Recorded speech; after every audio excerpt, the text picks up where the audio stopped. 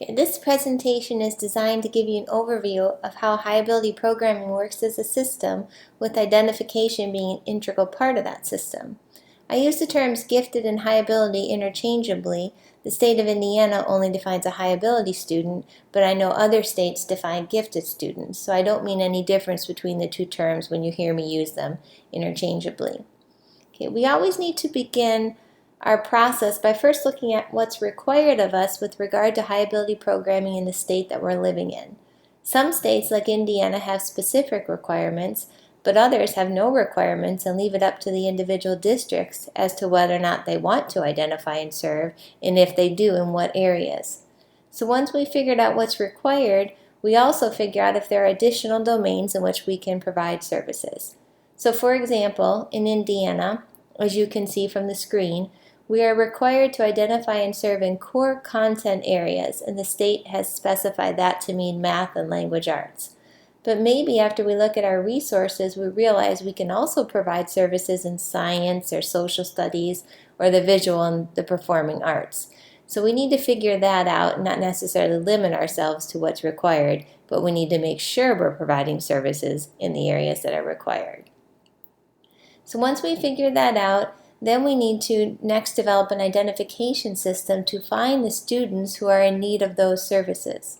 So this way of thinking about it might be a little different than you're used to thinking about identification. Most people set out to identify quote-unquote the gifted, and then once they have a pool of students they determine are gifted, they try to figure out what to do with them. Okay, we think that's a little bit backwards because you can't meet the needs of all the students who are gifted in every domain possible within the school day. There just simply aren't enough resources. So we would recommend that you start with the services you're required to offer, determine if and which additional services you may be able to provide, and then work to identify students for those specific areas. So you can see through that process or way of reasoning, we're not identifying because we want to reward or honor students who quote-unquote deserve to be in high ability programs. Rather, we're identifying because we know some students are just outliers and we cannot meet their needs in the general education classroom. So in this way, we're thinking about identification as an academic placement, not identification as a way to anoint students as being better or more deserving than other students.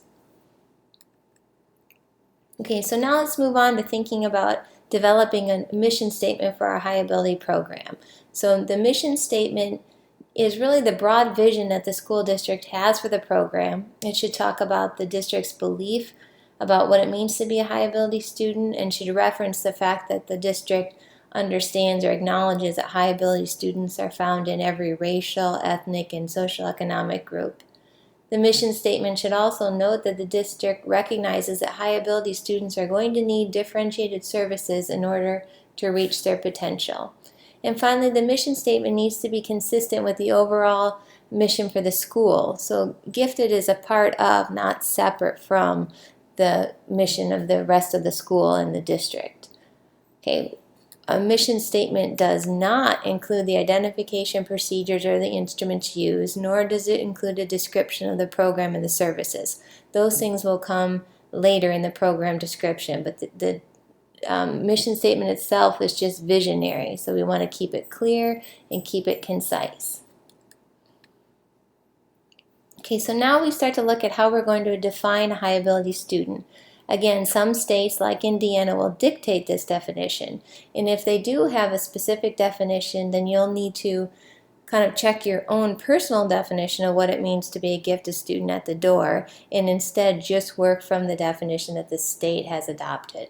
Okay, and that's again tricky for some people to do because we all have our own opinions of what it means to be gifted. Okay, so you can see for Indiana, and we'll spend a lot of time unpacking this, a high ability student is one who performs at or shows the potential for performing an outstanding level of accomplishment in at least one domain, so that's math or language arts, when compared to others of the same age, experience, or environment. So when we have that definition, I put this graphic up just to show you that they may all start over in the red as having the same advanced reasoning capabilities, but some will be on top and have the corresponding high performance that we would expect, whereas others will be on the bottom and have underdeveloped performance, lower than we would predict given their intellectual capability. And we put some reasons on the right there to describe why. So maybe the child has a learning disability at the same time, such that the giftedness masks the disability and the disability masks the giftedness, so we call those kids twice exceptional. Maybe the child's from a lower socioeconomic background and didn't have early enriching experiences to develop that performance, culturally or linguistically diverse kids.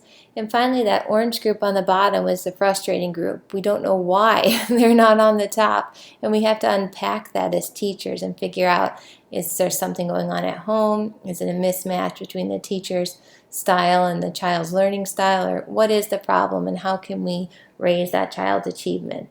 But regardless of if you're on top or the bottom, the child needs to be identified as having high ability because they have the potential to achieve, even if they're not necessarily there yet. Okay, and so this is a reminder as we think about our programming that one size program is not going to fit all the different types of students given what we saw in the previous graphic.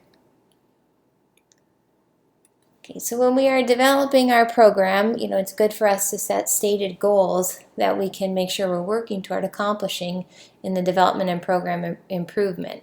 So the goals are just broad statements that will depict the district's vision for the high ability program. They're based on the mission statement, they're based on the definition, so you can see everything is working together as a system. And as we develop the goals, we need to again look back to our state requirements. And in Indiana, our Indiana code specifies 5 plans that need to be in any program for high ability students. So we need to have a multifaceted identification plan. We have to have a curriculum and instruction plan that clearly delineates how curriculum and instruction is differentiated to meet the needs of the gifted, a differentiated guidance and counseling plan, a plan for professional development, and finally a plan for program evaluation.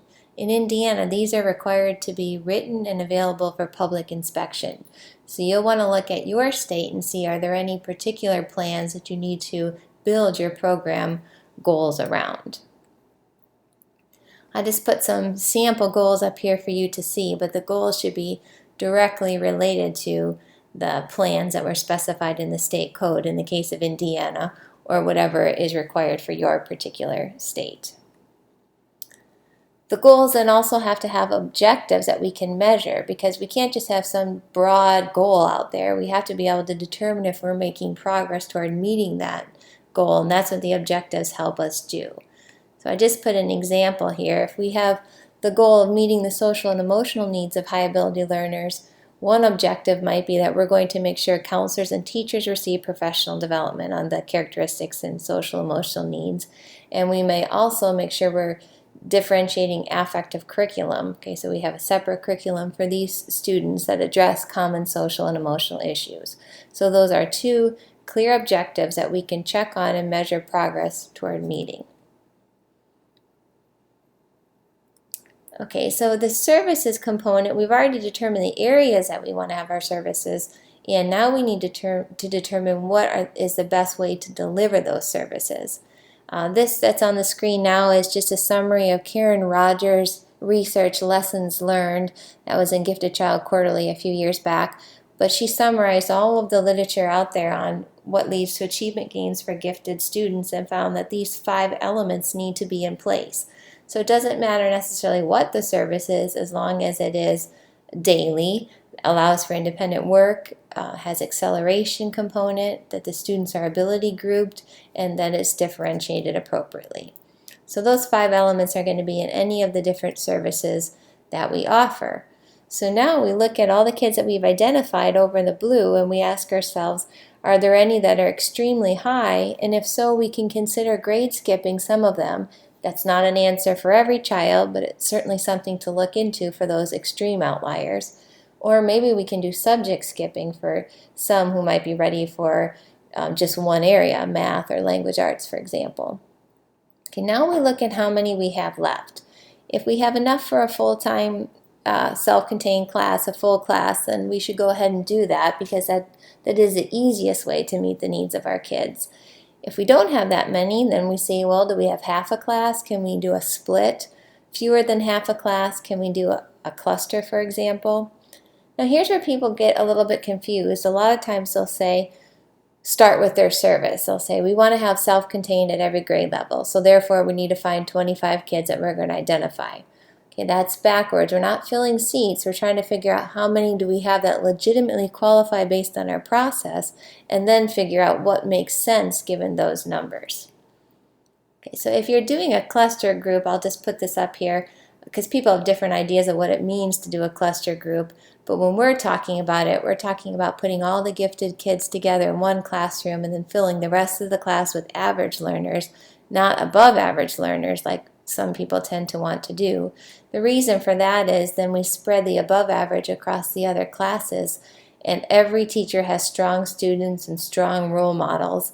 The above average kids tend to rise to the top because the gifted kids are out of their way so they can really shine, and no teacher has more than 3 levels, so we have restricted the range for each teacher that allows a better opportunity for achievement gains for all different levels of learners. Okay, so you can see everything we've talked about today has to do with the district level, the purple here. Everything about identification, services, program development, all of that happens at the district level, not the building level. And that's because we want to make sure that there's consistency throughout the district on what we're providing and who's being identified. Okay, at the building level is when we try to support the teacher, we implement the services, we provide training, and we assess teacher effectiveness. Okay, but we don't do any of the actual decision making in terms of identification, programming, and services at the building level. All of that needs to happen at the district level. Okay, so I hope this identification overview helps you to see how it all does work as a system and that each of the parts influence the other parts. We never just work on them independently. We always have to think about those together. So how does the mission work with the overall school mission? How does the identification fit with the services we're providing? And how do we develop goals and services based on the definition and the numbers of children that we need to serve? Thank you.